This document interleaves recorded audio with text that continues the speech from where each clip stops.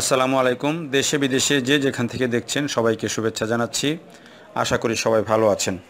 আজকে একটি আলোচিত ঘটনা, যে ঘটনাটি গত কয়েকদিন থেকেই বেশ আলোচনায় আছে। গ্রিন লাইন পরিবহনের চাপায় পা হারানো যে রাসেল, সেই রাসেলকে 5 লাখ টাকা দিয়েছে গ্রিন লাইন পরিবহন কর্তৃপক্ষ, এবং সেটি আদালতে সেই চেক 5 লাখ টাকার চেক রাসেলকে তুলে দিয়েছে গ্রিন লাইনের পরিবহনের মালিক আলাউদ্দিন সাহেব।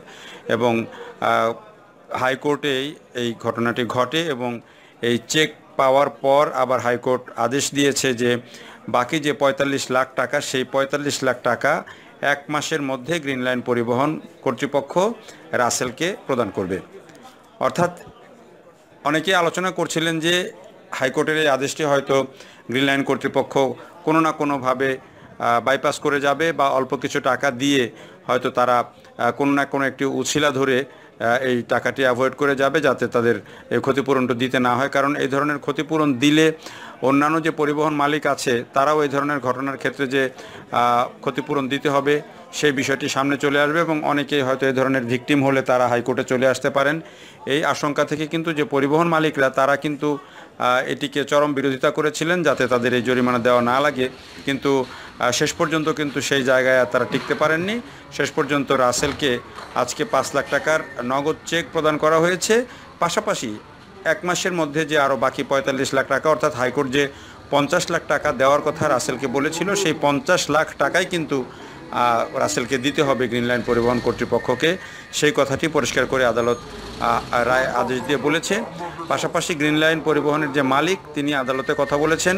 তাকে আদালত পরিষ্কার করে বলেছে যে রাসেল সরকারের যে চিকিৎসার দায়িত্ব এবং একটি কৃত্রিম পা সংযোজন করতে যে টাকা পয়সা লাগে, বা তাকে চিকিৎসা দেওয়ার জন্য যে ব্যবস্থা, সেই ব্যবস্থা নেওয়ার কথা আদালত রাসেল সরকারকে সেই চিকিৎসা দেওয়ার কথা গ্রিন লাইন পরিবহনের কর্তৃপক্ষকে বলেছে। আপনার চিকিৎসার ব্যাপারটাও তো বলেছে। হ্যাঁ, আমার চিকিৎসার ব্যাপার বলেছিল যে সাবা আমার ডান পায়ের কৃত্রিম পা একটা লাগাই দেওয়ার জন্য, এবং তাদের কোম্পানি একজন কর্মচারী আমাকে রেখে আমাকে সহযোগিতা করে, তাদের সহযোগিতা আমার জন্য কাজটা সাকসেসফুল হয়। সর্বোচ্চ সহযোগিতা। এই যে সর্বোচ্চ আদালতের নির্দেশে আপনি, যেহেতু কোর্ট বলেছে 50 লাখ টাকা, এটি কোর্টের অর্ডার বাধ্যতামূলক দেওয়া, সেক্ষেত্রে এই যে 50 লাখ টাকা পেলেন, সেটি নিয়ে কি বলবেন? আসলে এখনো পাইনি। 5 লাখ পেয়েছি আমি। আসলে আমি টাকাটা পেলে সন্তুষ্ট, কারণ পা চলে গেছে, পা তো পাবো না। আমি হয়তোবা আগের মতো বাকি জীবনটা হয়তোবা কিছুটা ইয়ের ভিতরতে আমি স্বাবলম্বী হতে পারবো। এইটা জীবন, আমার একটা বাচ্চা আছে, বাচ্চার ভবিষ্যৎ আছে, এই দিকগুলো আমাকে খেয়াল রেখে হিসাব করে চলতে হবে। কী করতে চান ভবিষ্যতে? প্রথমত তো আমার ছেলেকেই তো আগে, ছেলের দিকটা দেখতে হবে। আমার আর কী করা, আমার তো শেষই, আমি তো শেষ। আমার ছেলেকে মানুষ করতে হবে সত্যি কথা। আপনার চেয়ে অসহায় অবস্থায় তো অনেকে আরও জীবনযাপন করতে হয়, জীবন বেঁচে থাকলে করতে হয়। সেই ক্ষেত্রে আপনার কি স্বপ্ন থাকবে না কোনো? সব তো মানুষ তো বড় হতে চাইবে, হয়তো বা যে দেশের বাড়িতে বা যে কোনো কোথাও যে কোনো ব্যবসা করব, নিজের যেটা করা সম্ভব। আমার তো যে কোনো কোথাও দৌড়দৌড়ি করতে পারবো না, বসে থেকে যেটা করা সম্ভব সেইটুকু করার চেষ্টা করব। বসে তো থাকা যাবে। হাজব্যান্ডকে নিয়ে এখন কি পরিকল্পনা করছেন, ভবিষ্যতে কি করবেন? আমার পরিকল্পনার কি আর কি আছে, পরিকল্পনা তো সব কিছু শেষ করে গেছি গ্রিন লাইনে ঠিক আছে। তো এখন তো পুরোটা বাস্তবায়ন হয়নি, বাস্তবায়ন হওয়ার পরে না চিন্তা করা যাবে কি করা যাবে। তার আগ পর্যন্ত আমি কিচ্ছু বলতে পারবো না। Thank you.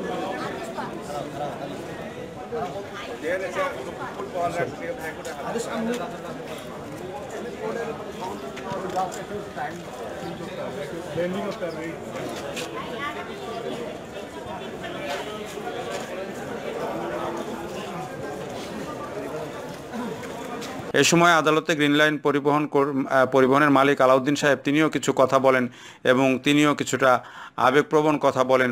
তিনি আদালতকে বলেন যে কিছুদিন আগে সড়ক দুর্ঘটনায় তার পরিবারের অনেকে ক্ষতিগ্রস্ত হয়েছেন। তার বড় ছেলে চিরতরে পঙ্গু হয়ে গেছেন, তার বড় ছেলে অন্ধ হয়ে গেছেন, তার স্ত্রী পঙ্গু হয়ে গেছেন, তিনি নিজে লিভারের সমস্যায় ভুগছেন। এই ধরনের কথা বলে তিনি বলেছেন যে গত 3 বছর ধরে গ্রিন লাইন পরিবহন ব্যবসায় লস দিচ্ছে। সে কারণে তিনি এই যে আদালত আদেশটি দিয়েছে 50 লাখ টাকা ক্ষতিপূরণ দেওয়ার, সেই আদেশের হতাশা প্রকাশ করেন, এবং তিনি বলেন যে আদালতকে বলেন যে প্রয়োজনে আপনারা আমাকে আদেশ দিয়ে আমার ব্যবসা বন্ধ করে দেন, তাতে আমার কোনো আপত্তি নাই। কিন্তু এই ধরনের আদেশে তিনি হতাশা প্রকাশ করেন।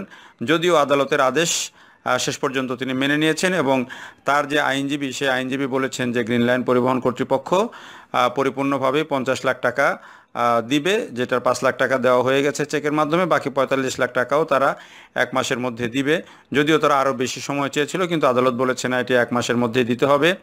এবং আদালত কিছুটা ক্ষোভ প্রকাশ করেছে এই ঘটনাটি ঘটার পর 1 বছর পেরিয়ে গেছে, তারপরও কিন্তু রাসেল সরকারের কোনো খোঁজখবর এই গ্রিন লাইন পরিবহন কর্তৃপক্ষ নেয়নি, যেটি আদালতের কাছে একটি খুব বিস্ময়কর ব্যাপার মনে হয়েছে এবং সে কারণে আদালত ক্ষোভও প্রকাশ করেছে।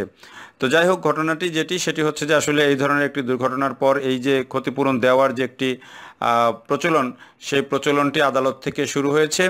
এর আগেও হয়তো ক্ষতিপূরণ অনেকে দিয়েছেন, সেটিকে ক্ষতিপূরণ বলা যায় না। যে কোনো দুর্ঘটনা ঘটলে কেউ মারা গেলেও কিন্তু সামান্য কিছু টাকা পয়সা দিয়ে মালিক পক্ষ সেটিকে আপোস করান। এটি হচ্ছে বাংলাদেশে হয়ে আসছে, অর্থাৎ ভিকটিম পরিবার তেমন কোনো কিছু পেত না, ভিকটিম ব্যক্তি তেমন কিছু পেত না। এই রায়ের মাধ্যমে বা এই যে ঘটনাটির মাধ্যমে, এই আদেশের মাধ্যমে এবং এই ক্ষতিপূরণ দেওয়ার মাধ্যমে একটি দৃষ্টান্ত স্থাপন হয়েছে বলে যারা হাইকোর্টের আইনজীবী তারা বলছেন যে এখন থেকে আর চাইলেও কেউ সহজে এই ধরনের অপরাধ করে পার পাবে না, সেটি তাদের ধারণা। যাই হোক, সেই ধারণা যাই হোক, আমরা আশা করি যে ভবিষ্যতে এই ধরনের দুর্ঘটনা যেন আর না ঘটে। আমরা চাই না কেউ ক্ষতিপূরণ পাক বা ক্ষতিপূরণের জন্য অপেক্ষায় থাকুক।